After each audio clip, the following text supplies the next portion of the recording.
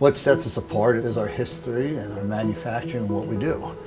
And the idea of how this company was formed has brought us to where we are today. That's where the passion comes.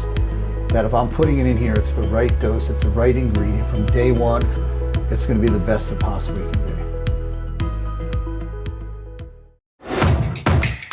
It was a real regime almost. Oh, hell no. They're talking about me. All I needed was one ball. The science of training. And I know you don't think it's a sport.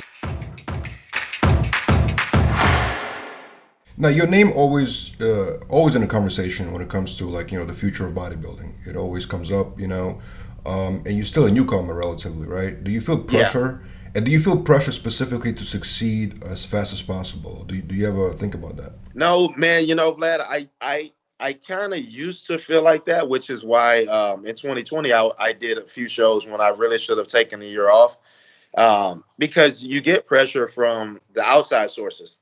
People want to see you come back. They want to see you compete on stage and see if you can beat what you just did. And of course, I want to step up to the challenge, but this is much different than a lot of sports, as in, you have to take that time to grow.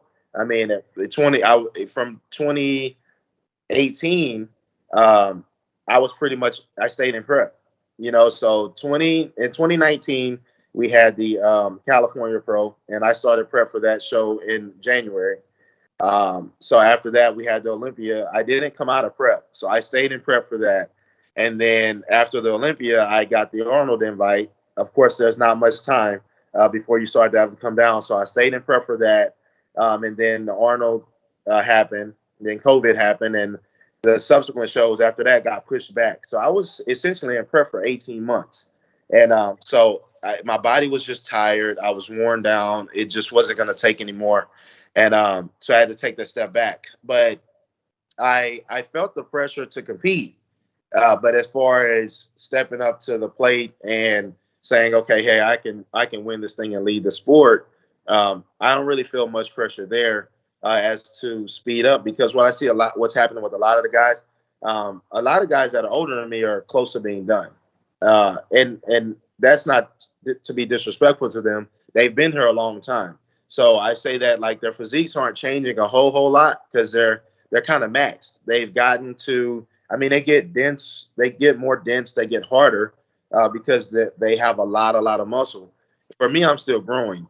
And I feel like if I rush that process, then I can end up destroying my physique.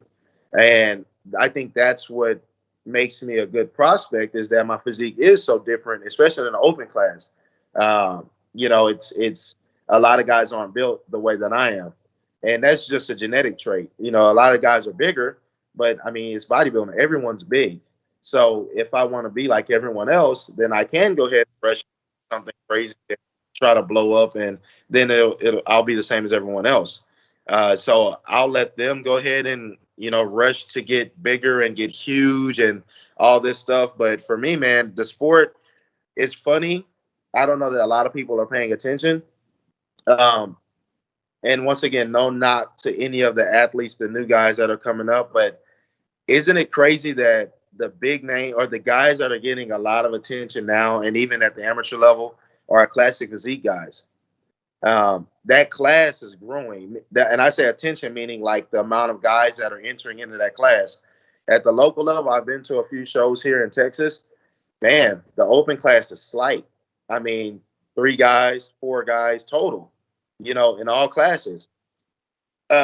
When you have a certain physique that's winning at the national level or pro level or whatever, guys, and I've talked to a lot of amateur guys, because I engage with the fans a lot in person, through messages, DM and stuff like that. And, a lot of them will say, well, I'm just going to stick with classic, because if it takes having a bloated stomach and this and that, and, just to win, I don't want that. I want to have a pretty physique. I got into bodybuilding because I wanted to look good. And that's what I hear from a lot of the guys at the amateur level. And it's crazy, because that's going to feed the pro level. You have to have amateurs that turn pro, and that'll ultimately come up. So what's happening is, in the 90s, you had a lot of different physiques. There were bigger guys, there were aesthetic guys, there were it was a big, huge, you know, it was a variety. And I think that's what we may see this year at this year's Olympia in the open class is a lot of different physiques. You know, there guys are there's a lot of different shapes. There's bigger guys, more aesthetic guys, and I think that's how the sport should be. So, with that being said, man, like it's there's I take pride in the fact that my physique is different. It's not that okay, I'm just big and all these guys I'm competing with, they're all big. They're all muscular. I mean, it's an open class. But for me, I have to make sure that I don't rush the process and sacrifice the strength that I have to chase size. I just won't do that because when I started lifting weights, I just wanted to look good. So that's still the same for me. And I think ultimately the sport may or may not, but I feel like it wants to go a direction to where people are like, okay, hey, wow, that's art. That's a beautiful physique. You know, people appreciate that. So that's what I stick to. And I know that if I rush the process, I'll get away from that. And then I'll lose the love for it like anything else if I don't stick to doing what I, you know, bringing a physique that I want to bring to the stage.